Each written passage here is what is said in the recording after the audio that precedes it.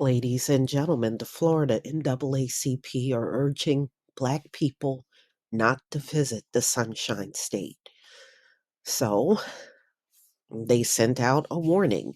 So the Florida arm of the NAACP wants a national board to issue a travel advisory for the state, urging Black people to avoid visiting or moving to the state of Florida in response to the slew of proposals put forth by Republican Governor Ron DeSantis that they said targets Black history, education, and other diversity and inclusion initiatives throughout the Sunshine State. All of this is a tipping point. Yvette Lewis, the NAACP Hillsborough County branch. So they said, we encourage more people to vote, and that did not work because extremists gained more power. And they said we had to take a strong stand because it has gone too far. Lewis, who leads the largest chapter of the NAACP, presented the idea of an advisory of the Florida State Conference late last month after feeling as though all other options have been exhausted and that the group voted unanimously in favor of it. The recommendation will be to review by the National Board of the NAACP when it reconvenes next month. But some critics are concerned the advisory will have unforeseen consequences on the very group that is intended to help Black Floridians. So, they're saying everything that has happened in Florida, especially with African American studies, um, and these teachers are being fired in Florida. You know, my question is, if you went to college for African American studies and the Ron DeSantis is canceling these courses everywhere, do you get a refund for attending college in Florida and you went there for African American studies? Because really what they're saying is you're not employable. You're not employable if you went for African American studies and you live in the state of Florida. So, do they give you a refund for all the schooling you had to pay for?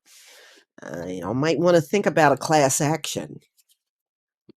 So, anyway, Richie J. Daniel Barn, an anthropology and African American studies professor at the University of Florida, told Yahoo News that she believes an advisory does exactly what government officials want, which is to keep out those that disagree with them and foster an exclusive environment of only like minded individuals. So they're saying if people I came here to work and build a community will leave, which will have already started, I am encouraged to do so as well. Florida is home to more than 22 million people, 17% of whom are African Americans, according to the latest census data. Barnes, a recent transplant herself, believes that telling Black people not to visit or live in Florida sends the wrong message. Well, I think that really should be up to the individual. I don't know if I fully agree with this person. I think that is a very individual thing. Um, okay. So, of course, Ron DeSantis scoffed at the notion that a travel advisory would be effective, calling it a joke during a news conference the day the NAACP state conference. That's when they held their state conference. We will see how effective this is, he says. Our country goes through all these stupid fights. This is a stunt to try to do that. So he's just scoffing at it. He's not even taking it seriously.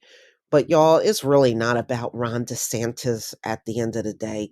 How do you feel about us traveling or living in Florida?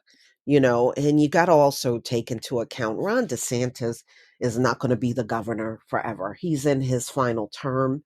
He's going to be out of there, and whoever takes over. Now, remember, when the next person comes in, a lot of times they'll undo the things that he put in place. So just tell me what you think, because at the end of the day, that's what matters more than anyone else's opinion. Please leave your comment and subscribe. Don't forget to hit on the notification bell, and I'll see you on the next video. Peace, family.